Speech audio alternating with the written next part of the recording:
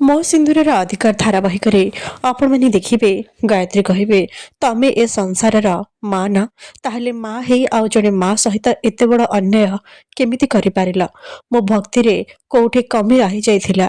ପିଲାଦିନୁ ଆଜି ପର୍ଯ୍ୟନ୍ତ ମୁଁ ତମକୁ ସବୁଠୁ ଅଧିକ ଭଲ ପାଇଛି। ମୋ ମା କହିଲେ ମୁଁ ତମକୁ ଜାଣିଛି। ମୋ ମା ବାପାଙ୍କ ପାଖରୁ ବି ତମକୁ ଅଧିକ ଭକ୍ତି କରିଛି। ତମେ କଣ ମୋ ଭକ୍ତି ମୋ ଭଲ ପାଇବାର ଏଇ ଉପହାର ଦେଲ? ଆଉ ମୋର ସବୁ କିଛି ମୋ ପାଖରୁ ଛଡ଼େଇ ନେଲା। ଶୁଣିଛି ତମେ କୁଆଡ଼େ ଜଗତ ଜନନୀ, ନିଜ ଇଚ୍ଛାରେ ତମେ ଏ ସଂସାରକୁ ଚଳେଇ ଆସୁଛ। ହେଲେ ତମ ଏ ସଂସାରରେ ମୋ ପାଇଁ ତମେ ଏତେ ଅନ୍ୟାୟ କାହିଁକି କଲ ଦେବୀ ମା? କାହିଁକି ତମେ ମୋ ଝିଅକୁ ମୋ ପାଖରୁ ଛଡ଼େଇ ନେଲ?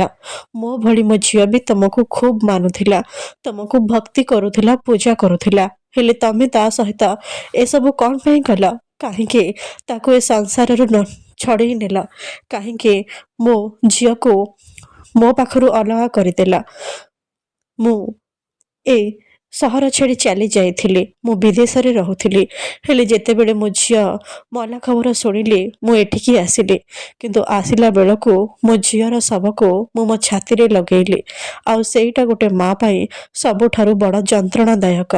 ତମେ ସେ ରାକ୍ଷସ କବଳରୁ ତାକୁ ବଞ୍ଚେଇ ପାରିଲନି। ତମେ ସେ ରାକ୍ଷସର ବିନାଶ କର ନା ଦେବୀ ମା। ତାହେଲେ ସେ ରାକ୍ଷସ ଆଜି ଯାଏ ବଞ୍ଚିଛି କେମିତି?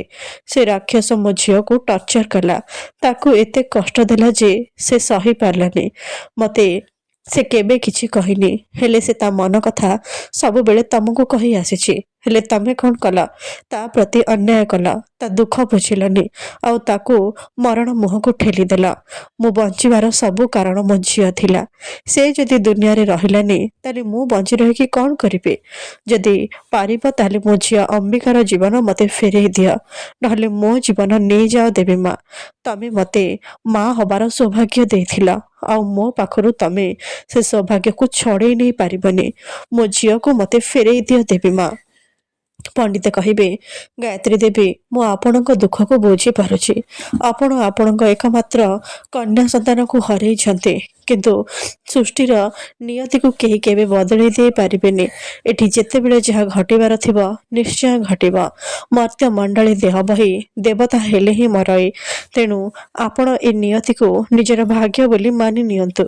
ଏବେ ଅସ୍ଥି ବିସର୍ଜନ କରି ତାଙ୍କୁ ବିଦାୟ ଦେଇ ଦିଅନ୍ତୁ। ଆଉ ଏ ଜନ୍ମ ମୃତ୍ୟୁର ଚକ୍ରବ୍ୟୁହରୁ ତାଙ୍କୁ ମୁକ୍ତି ଦେଇ ଦିଅନ୍ତୁ। ଏହାପରେ ସେ ଗାୟତ୍ରୀଙ୍କୁ ଅସ୍ଥି ଦେବେ, ଆଉ ସେ ଅସ୍ଥି ନେଇ ନଦୀରେ ବିସର୍ଜନ କରିବାକୁ ଯିବେ। ଗାୟତ୍ରୀ କହିବେ ମୁଁ ଏବେ ମୋ ଝିଅର ଅସ୍ଥି ବିସର୍ଜନ କରିବି, ଆଉ 5 ଥର ବୁଡ଼ ଦେବି। ତା ଭିତରେ ତମେ ଯଦି ମୋ ଝିଅକୁ ମତେ ଫେରେଇ ନ ଦିଅ ନା ଦେବୀ ମା, ତାହେଲେ ମୁଁ ସବୁଦିନ ପାଇଁ ଏ ଜଳରେ ସମାଧି ଦେଇଦେବି। ମୁଁ ଆଉ କେବେ ବି ଏ ନଦୀରୁ ବାହାରକୁ ଯିବିନି। ପଣ୍ଡିତ କହିବେ ଗାୟତ୍ରୀ ଦେବୀ, ଆପଣ ଏ କଣ କରୁଛନ୍ତି? ଏଇଟା ଗୋଟେ ବହୁତ ବଡ଼ ମୂର୍ଖାମି।